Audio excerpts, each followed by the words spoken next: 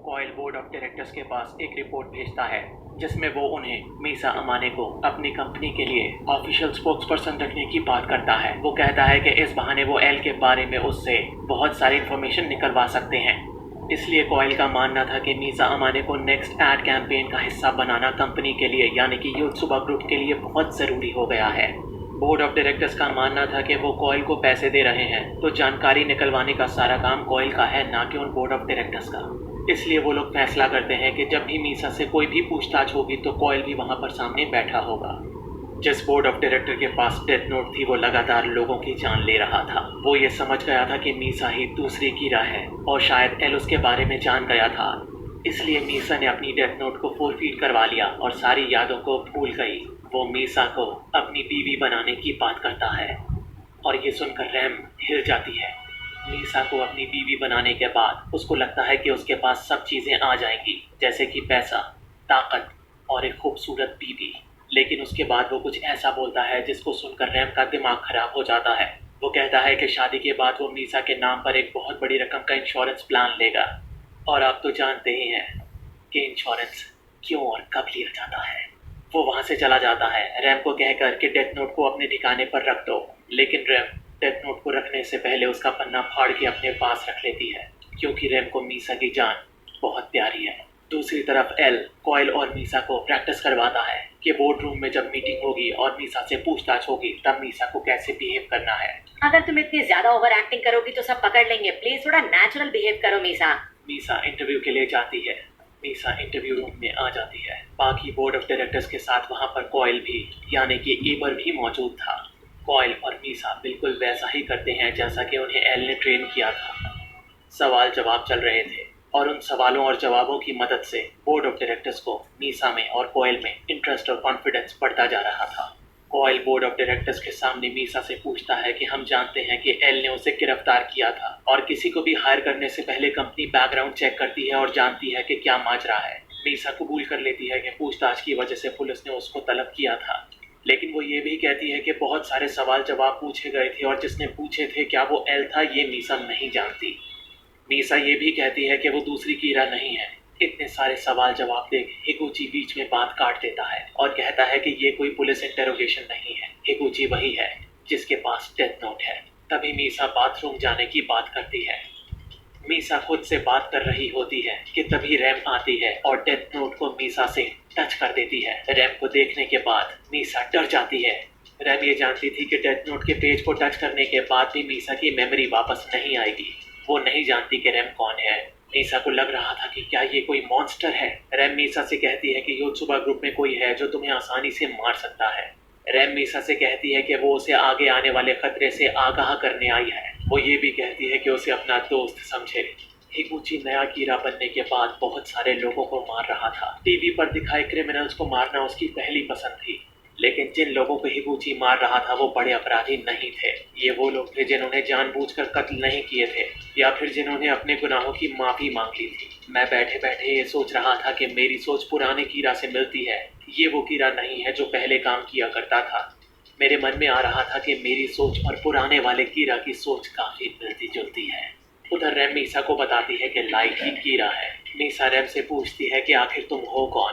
तब रैम बताती है कि वो एक शिनिगामी है। रैम मीसा से कहती है कि जब एल ने उसे पकड़ा था उससे पहले वो और मीसा दोनों मिलकर काम किया करते थे। फिर मीसा को रैम बताती है कि डेथ नोट की मदद से किसी को भी कैसे भी मारा जा सकता है और मीसा के पास जो डेथ नोट थी वो रैम की थी। रैम मीसा को बताती है कि लाइट के पास भी एक डेथ नोट थी और लाइट ही कीड़ा है। फिर वो मीसा को बताती है कि मीसा के पास भी एक डेथ नोट थी, लेकिन लाइट से ज़्यादा मीसा के पास ताकत थी क्योंकि उसके पास शिनिगामी की आंखें भी थी। मीसा ये जानकर हैरान हो जाती है कि लाइट कीड़ा है और मीसा दूसरी कीड़ा है। रैम मीसा से पूछती है कि क्या वो अब भी लाइट से इतना प्यार करती है कि अपनी जान उसके लिए दे दे। जवाब में मीसा कहती है कि लाइट के लिए वो अपनी जान भी दे सकती है। फिर रैम मीसा को हिगुची के बारे में बताती है और कहती है कि वो बहुत ही खतरनाक है और उससे दूर रहना ही मीसा के लिए ठीक रहेगा। वो मीसा से ये भी कहती है कि लाइट की बातों पर ट्रस्ट करे और उसकी बातों को माने। रैम मीसा से कहती है कि जब वो वापस इंटरव्यू रूम में जाएगी तो कीरा को देख पाएगी क्योंकि वो कीरा के पीछे खड़ी होगी। मीसा आंखें बंद करके इंटरव्यू रूम में पहुंचती है और वो जैसे ही आंखें खोलती है उसको रैम दिखाई देती है और रैम हिगुची के बिल्कुल पीछे खड़ी थी। इसका मतलब मीसा समझ गई थी कि हिगुची ही कीरा है। मीसा वापस आ जाती है। कैसा रहा इंटरव्यू? जो ऑफिसर मीसा का नया मैनेजर बना था वो सबको बताता है कि मीसा को योत्सुबा ग्रुप ने अपने स्पोक्स पर्सन के तौर पर रख लिया है। इसका मतलब इंटरव्यू बहुत अच्छा रहा। मीसा बताती है कि वो अपना फोन नंबर उनको देकर आ गई है। वो ये भी बताती है कि 7 में से 3 लोगों ने उसको डेट पर ले जाने की भी बात कही थी।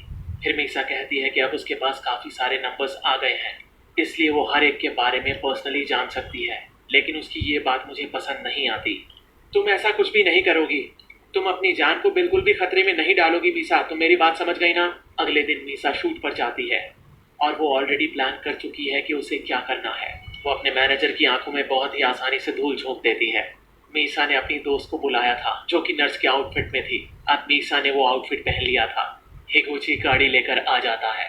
मैनेजर बहुत जल्दी मीसा की दोस्त को पहचान जाता है। वो समझ जाता है कि मीसा कहीं चली गई है। मीसा हिगुची से कहती है कि अगर उसने उसके साथ कोई बदतमीजी करने की कोशिश की तो वो उसे तुरंत मार देगी। हिगुची को ये सब मजाक लगता है और तब मीसा उसे बताती है कि वो ही दूसरी कीरा है। हिगुची मीसा से कहता है कि बेवजह बेकार की बातें मत बनाओ। तब मीसा उसे कहती है कि वो सिर्फ एक ही इंसान को इस चीज का प्रूफ देगी कि वो दूसरी कीरा है और वो होगा पहला कीरा। मीसा हिगुची से ये भी कहती है कि वो मन ही मन कीरा को पसंद करती है और उससे प्यार करती है और वो कीरा की पत्नी भी बनना चाहती है। और तब हिगुची उसे बताता है कि वही पहला कीरा है, तो क्या वो अब उससे शादी करेगी।